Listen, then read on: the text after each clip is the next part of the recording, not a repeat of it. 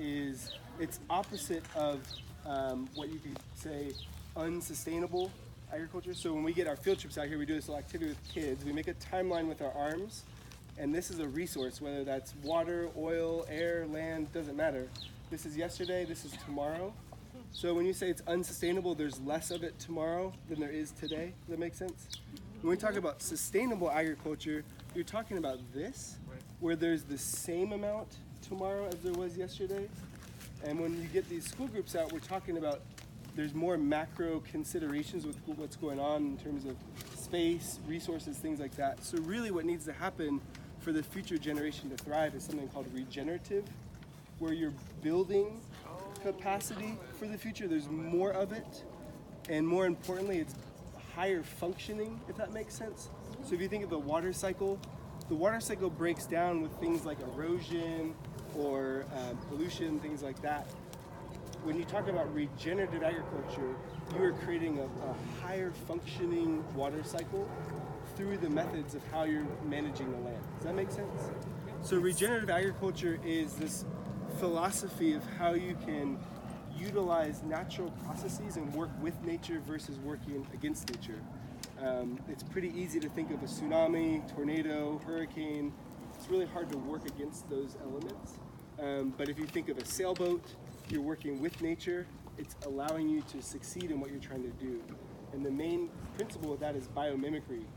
Bio means life, mimic means to copy.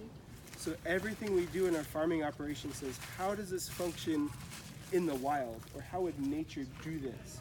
And then how can we inject ourselves as stewards of this system and as participants within it to cultivate not only food, but the rest of the social benefit that we derive from this wonderful world that we're in. So that's the biomimicry is a critical component to regenerative agriculture. And where all the magic happens, the miracle of regenerative agriculture revolves around photosynthesis. So do you guys remember back to biology class in 6th grade how photosynthesis works? Oh yeah. Kind of? With the sun. Yeah, so it's this incredible process. I'll get a piece of grass for you.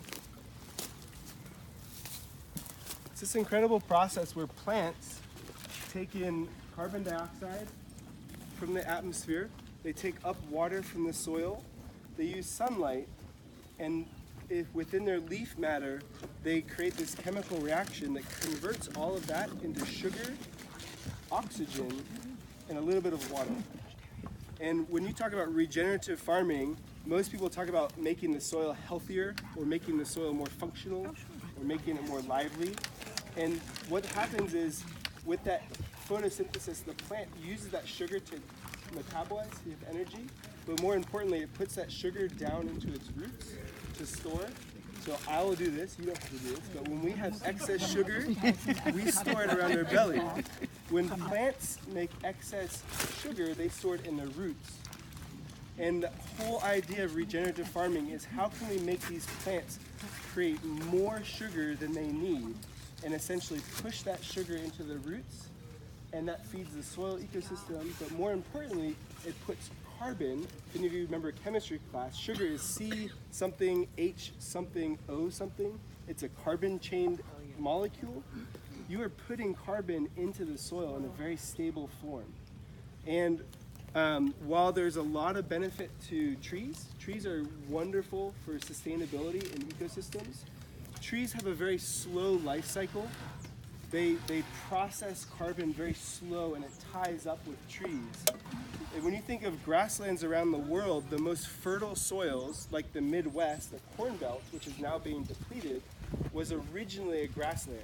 So biomimicry would tell you that grasslands are actually the most functioning carbon-centric ecosystems. And the reason they do that is they can go through 5 or 6 life cycles in 1 year, whereas a tree might go through a life cycle every 100 years. Does that make sense? Yes. So with regenerative agriculture, we as farmers are trying to grow as much grassland as we can and keep it in a growing state. And the way that we do that is with livestock. We are able to balance this incredible function of putting carbon into the soil while raising healthy, happy animals. And we're doing that in a way that you would see in nature. The animals would be together in a herd like they like to be. They're always moving across a landscape, and they're always moving in a migration. Where they've left stays left for a long time for the grass to regrow. Many of the cattle operations you might see around this area or around the US is not that. The cows have a big field and they just eat wherever they want, and we tell kids there's an idea of trail mix. If I give you a bag of trail mix, the first thing you'll eat is an M&M or a raisin, and if you were left to your own devices, you would eat all the M&Ms and raisins first before you started eating the peanuts and almonds. Does that make sense? So when we do biomimicry grazing, it's like me giving you a bag of trail mix for a second. So you better eat what you can, and you get all of those plants. Does that make sense? They get everything. In most continuous grazing operations, all the cows do is they eat all the M&M grasses. They don't eat the peanut plants, which are your thistles, your brambles, your other weed species, and over time, your ecosystem shifts to this highly degraded ecosystem with these undesirable plants versus this livestock-based system with rotations. You're having them eat everything, let it rest and regrow, and all plants, all their life is about making helicopters yet. Every plant's life is about reproduction. Once they start putting that little seed head up, they stop growing. They've achieved the maximum. So we go in and we graze before they go to seed head. That's why you get 5 life cycles in a season. Does that make sense? So we are using livestock to manage our photosynthetic activity, to build carbon in the soil, and to create healthy, happy animals for healthy, happy meat. So that's what we're doing in the livestock side of our operation. A couple other unique components to what we're doing is the East Coast originally was a forest, a massive forest. We have a lot of open space now. There were pockets of native grasslands like in the Shenandoah Valley. And what we are trying to do in our farm is to restore more of a savanna style pasture. So we take a topographical map and you have these fingers of waterways. Water flows down into the valleys and out through the farm. So we take these finger lines and we say, this is where water's flowing. Let's plant aquatic-based trees there, and let's grow out into the pasture, and let's have these lovely savanna-style pastures where you have trees that are spaced out enough that a lot of grass can grow, but there's plenty of shade as well. Because this ecosystem was never an open prairie, it was more of a savanna grassland. So in doing that, we are bringing in high amounts of diversity of long-form ecology in a grassland. So we're really tackling a lot of these really compelling ecological components in the form of feeding our community.